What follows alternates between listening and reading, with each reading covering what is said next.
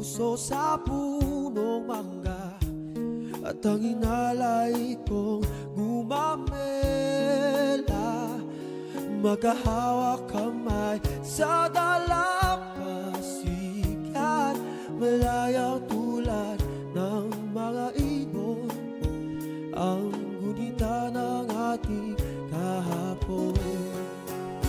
Lumilipas ang panahon, kabiyak ng ating gunita, ang mga